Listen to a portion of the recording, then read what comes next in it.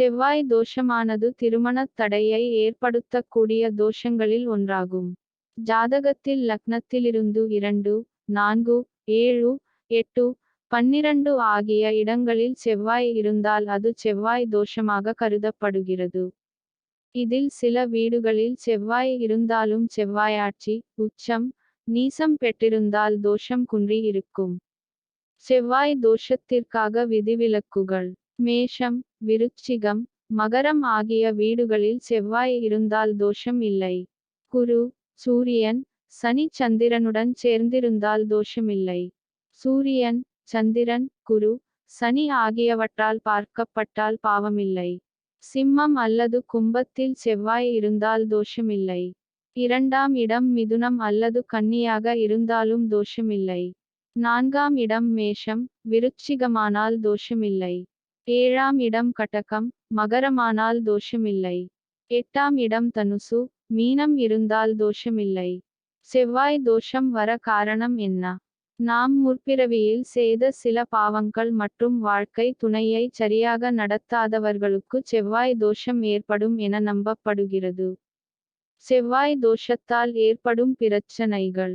செவ்வாய் தோஷத்தால் திருமண தடை, திருமண முயற்சி தோல்வி, திருப்தியில்லா மனவாழ்க்கை, சந்தேக குணம், இடைக்கால பிரிவு, குழந்தையின்மை, மனமுறிவு, மாங்கல்ய பலமில்லாமை, சகோதர உறவுகளுடன் ஒற்றுமை குறைவு, பூர்வீக சொத்துக்களான நிலம், வீடு சம்பந்தப்பட்ட வழக்குகள் இழுபறி, ஆயுள் பலமின்மை, கடன் தொல்லை போன்ற பிரச்சனைகள் செவ்வாய் தோஷத்தால் ஏற்படுகிறது என்பது ஜோதிட நம்பிக்கை ஆகும். செவ்வாய் உள்ளவர்கள் ஆணோ பெண்ணோ இருவரும் செவ்வாய் தோஷம் உள்ளவர்களை மட்டுமே திருமண செய்ய வேண்டும். இவர்கள் செவ்வாய் தோஷம் இல்லாத ஜாதகர்களை திருமணம் செய்து கொண்டால் துணையை பிரிந்து வாழும் சூழ்நிலை ஏற்படும் அல்லது துணையின் இழப்பை சந்திக்க நேரிடும். செவ்வாய் தோஷ பரிகாரங்கள். செவ்வாய் கிழமைகளில் முருகன் மற்றும் முருகனின் அம்சம் கொண்ட அங்காரகனையும் வழிபட்டு வந்தால் செவ்வாயின் தாக்கம் குறையும். விநாயகருக்கு செவ்வாய் கிழமை வரும் சதுர்த்தி நாளில் அபிஷேக ஆராதனை செய்து விரதம் இருந்தால் நல்லது நடைபெறும்.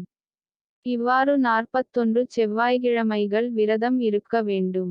செவ்வாய்க்கிழமையில் வரும் மிருகசீரிடம் நட்சத்திரத்தில் துவரை தானம் செய்யதால் செவ்வாயின் தாக்கம் குறையும். செவ்வாய் தோஷம் உள்ளவர்கள் செவ்வாய் காயத்ரி மந்திரம், தியான மந்திரம், சூரிய கவசம் போன்றவற்றை கடவுளை மனமுருகி வழிபட்டு சொல்லி வந்தால் தோஷம் விலகும். செவ்வாய் தோஷக்காரர்கள் இரத்தக்கல் பதித்த தங்க மோதிரத்தை மோதிர விரலில் வலது கரத்தில் அணியலாம். முருகனுக்கு சிவப்பு மலர்கள் கொண்டு அர்ச்சனை செய்து வழிபட்டால் தோஷம் விரைவில் நீங்கிவிடும். நவகிரகத்தில் உள்ள செவ்வாய் கிரகத்துக்கு 27 செவ்வாய் கிழமைகள் நெய்விளக்கு போட்டு வந்தால் செவ்வாய் தோஷம் விலகும்.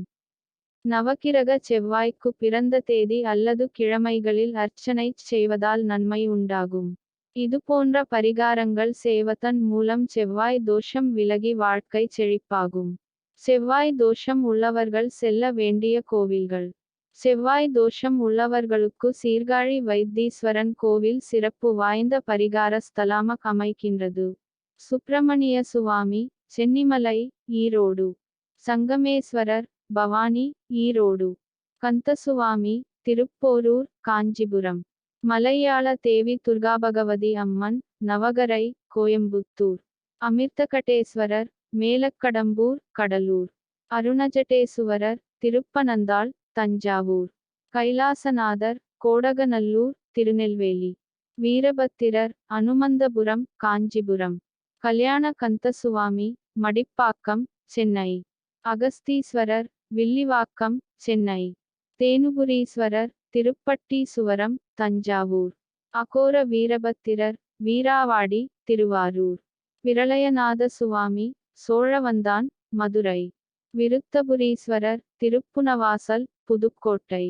சுப்பிரமணியர் காங்கேயன், காங்கேயநல்லூர், வேலூர் போன்ற கோவில்களுக்கு சென்று வழிபட்டும் வளம் பெறலாம்.